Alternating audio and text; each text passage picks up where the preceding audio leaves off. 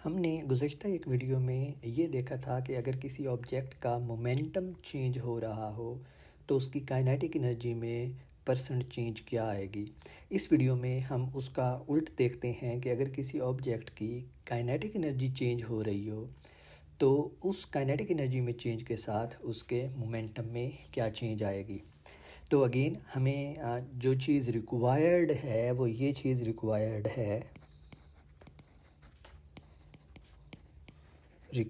है हमें delta P change in momentum with respect to initial momentum, और हमें ये परसेंट में चाहिए।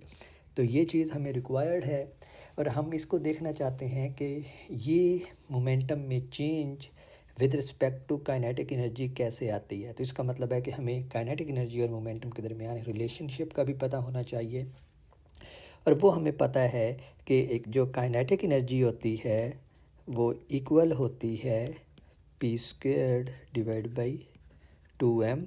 और यहाँ से हम फौरी तौर पे ये देख सकते हैं कि जो p है, जो मोमेंटम p है वो किसके इक्वल आएगा, 2m टाइम्स काइनेटिक एनर्जी और इसको होल का स्क्वायर रूट। और अब मैं काइनेटिक एनर्जी को सिर्फ k से रिप्रेजेंट करूँगा। तो ये चीज़ हमने कैलकुलेट करनी है। अब फ़र्ज़ करें कि जो इनिशियल काइनेटिक एनर्जी है हमारे पास वो KI है। If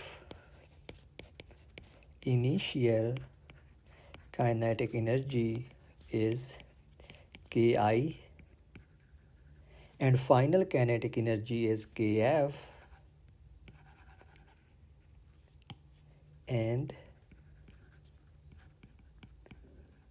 final kinetic energy is KF,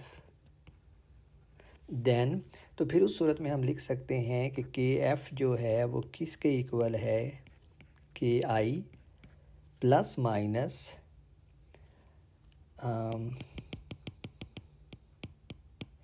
KI plus minus x% of KI। इस इक्वेशन का मतलब ये है कि हमारे पास कुछ इनिशियल काइनेटिक एनर्जी थी KI और हम उसमें x% की इंक्रीज़ कर रहे हैं जिसके लिए ये पॉजिटिव साइन है, या फिर उसमें x% डिक्रीज़ कर रहे हैं जिसके लिए ये माइनस साइन है। और इसको अगर हम देखें तो ये बन जाएगा इक्वल्स KI आप कॉमन ले सकते हैं और ये बन जाएगा 1 प्लस माइनस x%। ठीक है, अब हमने चेंज कैलकुलेट करनी है और हमें पता है कि जो मोमेंटम है उसमें अगर चेंज लेनी है यानी डेल्टा P लेना है तो डेल्टा P इक्वल होता है PF माइनस PI। तो PF की वैल्यू लेंगे तो वो क्या आएगा, 2m टाइम्स KF होल का स्क्वायर रूट, ये वाली इक्वेशन है। ठीक है, minus 2m times KI whole का स्क्वायर रूट, ये अगेन यही वाली इक्वेशन है, सिर्फ इसको अब मैंने मोमेंटम की जनरल इक्वेशन को इनिशियल मोमेंटम और फाइनल मोमेंटम के लिए लिख लिया है।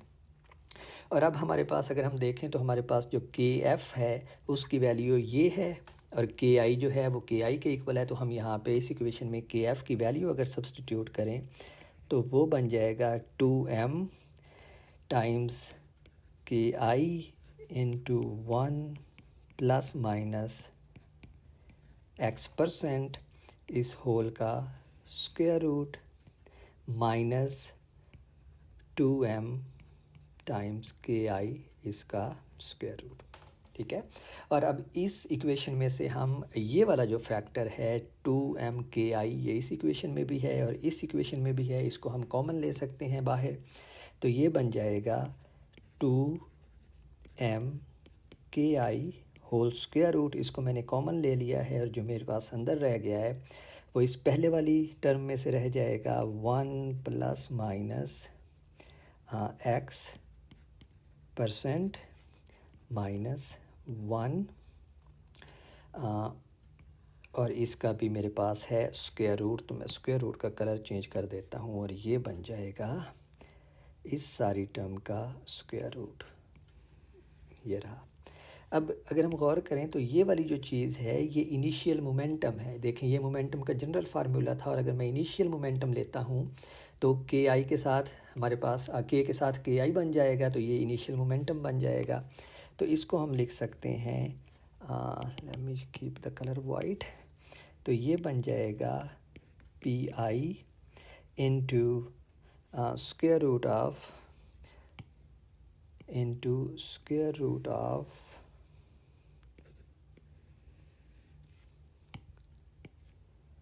1 प्लस माइनस x% माइनस 1। और जो एक बात और करने की है वो ये है कि ये जो -1 है ये स्क्वायर रूट के बाहर है, क्योंकि हमने यहाँ पे ये पूरे का पूरा स्क्वायर रूट के साथ बाहर कॉमन ले लिया था।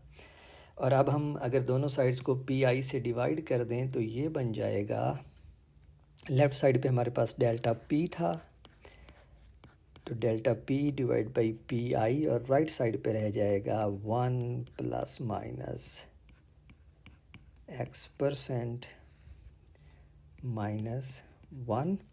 और ये जो x% है इसका स्क्वायर रूट है हमारे पास, तो ये बन जाएगा इसका स्क्वायर रूट।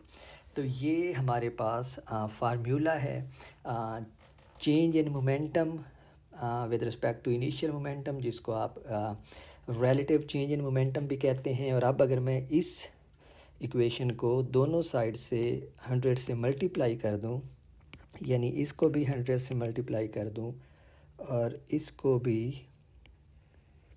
100 से मल्टीप्लाई कर दूं, तो ये जो लेफ़्ट साइड है इसको हम कहते हैं परसेंटेज चेंज इन मोमेंटम, यानी ये बन जाएगा delta P divide by P आई %। और राइट हैंड साइड पे हमारे पास आ जाएगा 1 प्लस माइनस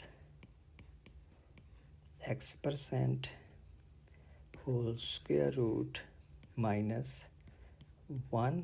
और ये सारा जो है ये मल्टीप्लाई हो रहा है 100 से। तो ये हमारे पास जनरल फार्मूला आ गया है कि अगर हमारे पास काइनेटिक एनर्जी में कुछ चेंज आ रही हो तो उस हिसाब से मोमेंटम में क्या तब्दीली आएगी। ठीक है, इसको हम थोड़ा सा और सिंप्लीफाई कर सकते हैं, और वो ये है कि जो x% है उसका मतलब होता है x डिवाइड बाई 100। तो हम राइट हैंड साइड को यूँ लिख सकते हैं 1 प्लस माइनस x बाई 100 इसका square root minus 1 multiplied by 100। ठीक है, और ये जो ये वाला टर्म है हमारे पास, इसका अगर हम एलसीएम ले लें तो ये बन जाएगा 100 plus minus x divide by 100 इसका square root minus 1 multiplied by 100। और अब ये हमारे पास मोस्ट जनरलाइज्ड फार्मूला है जो हमें ये बताता है कि अगर हमारे पास मोमेंटम में चेंज आ रही हो तो काइनेटिक एनर्जी, अगर हमारे पास काइनेटिक एनर्जी में चेंज आ रही हो तो उसकी वजह से मोमेंटम में कितनी चेंज आएगी। और इसमें जो प्लस साइन है वो बताता है कि अगर हमारे पास काइनेटिक एनर्जी इंक्रीज़ हो रही है किसी इनिशियल वैल्यू से तो हम प्लस साइन यूज़ करेंगे, और अगर काइनेटिक एनर्जी किसी इनिशियल वैल्यू से डिक्रीज़ हो रही है तो हम माइनस साइन यूज़ करेंगे। अब हम एक एग्ज़ाम्पल ले लेते हैं, और एग्ज़ाम्पल में हम देखते हैं कि फ़र्ज़ करें कि हमारे पास जो काइनेटिक एनर्जी है वो इंक्रीज़ हो रही है किसी इनिशियल वैल्यू से किसी फाइनल वैल्यू में के एफ़, और वो जो इंक्रीज़ आ रही है वो लेट्स से 21% है। तो हमारे पास if increase is 21% then x equals 21। क्योंकि हमने ये जो फार्मूला ड्राइव किया है, इस फार्मूला को हमने ड्राइव ही ऐसे किया है कि जो भी इंक्रीज़ आ रही है वो x के बराबर होगी, और हम उसमें x की वैल्यू पुट करेंगे तो हमारे पास जवाब आ जाएगा। तो इसमें अगर हम x को 21 पुट करें तो हमारे पास जो मोमेंटम में तब्दीली आएगी वो बन जाएगी 100 प्लस 21 डिवाइड बाई 100। आप गौर करें कि मैं सिर्फ प्लस यूज़ कर रहा हूँ, -1 मल्टीप्लाइड बाई 100। तो 100 प्लस 21 121, तो ये बन जाता है 121 डिवाइड बाई 100, इसका स्क्वायर रूट -1 मल्टीप्लाइड बाई 100। और 121 का स्क्वायर रूट 11 होता है, 100 का स्क्वायर रूट 10 होता है, तो ये बन जाएगा 11 डिवाइड बाई 10 -1 मल्टीप्लाइड बाई 100। और इसको हम लिख सकते हैं 11 - 10 डिवाइड बाई 10 मल्टीप्लाइड बाई 100।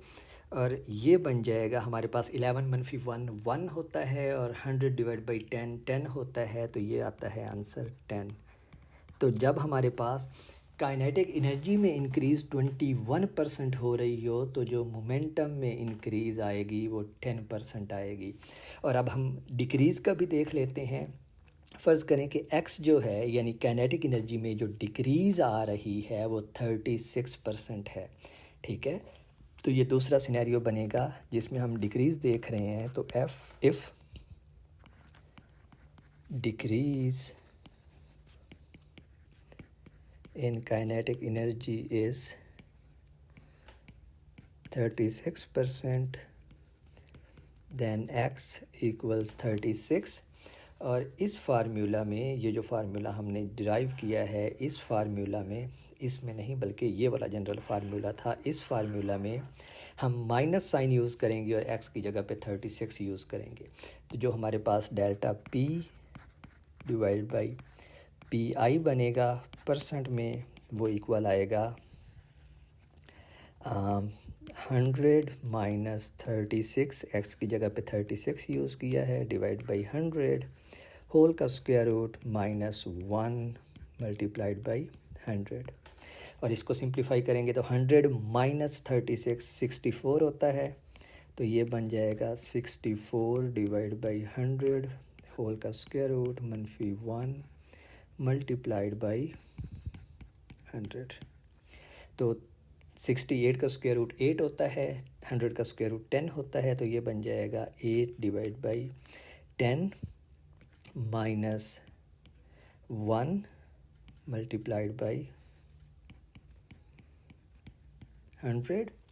और ये आएगा हमारे पास -2, क्योंकि ये बनता है जब हम इसका एलसीएम लेते हैं तो ये बनेगा 8 minus 10 divide by 10 multiplied by 100। तो ये बनेगा -2 मल्टीप्लाइड बाई 10, तो ये आता है -20।